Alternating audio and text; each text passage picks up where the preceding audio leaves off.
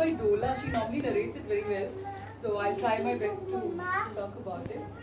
It's a story about two people, Shankar and Bhola. Okay, so Shankar loved talking. Okay, he would keep talking and narrating stories, and Bhola, on the other hand, was a very quiet kid, and he would love listening. So he would go talk to Shankar and keep listening to his stories. Okay, so they both formed a very good pair. It's like a very good husband-wife pair where a husband loves listening and a wife loves talking. What makes marriage works. So, it's exactly like that. Shankar would love talking, Bhola would love listening, and they would go on doing this all day. So every little time they get, they would sneak out under a tree. Shankar would start narrating, you know what happened today? Blah blah blah blah blah. And Bhola would be like, oh yeah, okay. He wouldn't say much, just keep quietly listening to him, and that's all that Shankar wanted. He wanted a good listener, and he wanted to always do all the talking. So this would go on. And the parents were like, okay, kids, okay, let them enjoy. But after a point, the parents are getting worried. Why is it that my kids are not normal? Why aren't they playing? Why aren't they with other kids? They're not normal. They're only sitting and talking and telling. One is telling a story, the other is narrating, listening to it.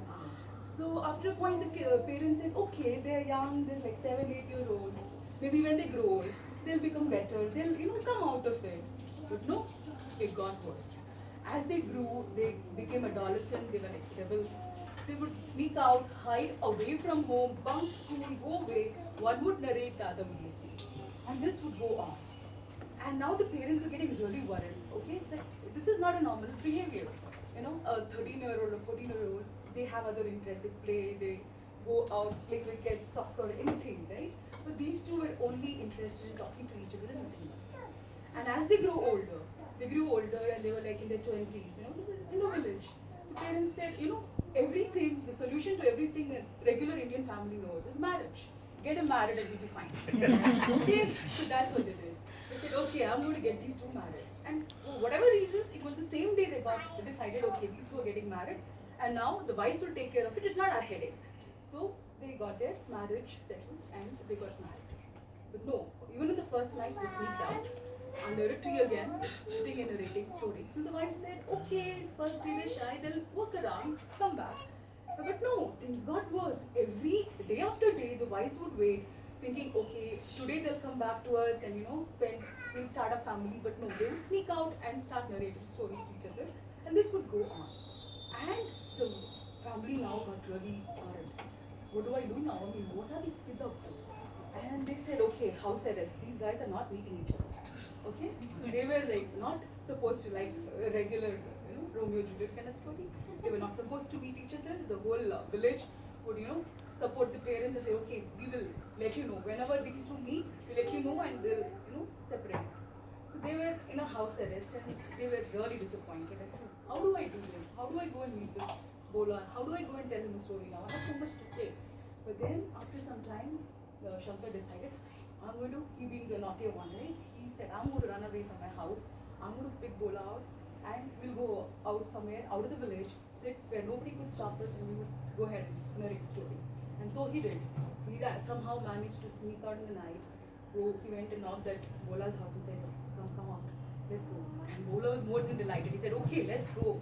I will be waiting for you. So they went out. So they kept running away from the village because they knew that all the villagers recognized him. So they kept running away, and then they came into this beautiful spot where there is a nice waterfall and there is a tree, a rock under that. They sat there, and then nobody was there to stop them. So Shankar went on narrating, Bhola went on listening, and just went on and on and on. And the next day morning, the parents realized that these two have run away. So then they, appointed search parties and said, okay, now you go search for these guys wherever they are, find them and we'll see what we can do about them.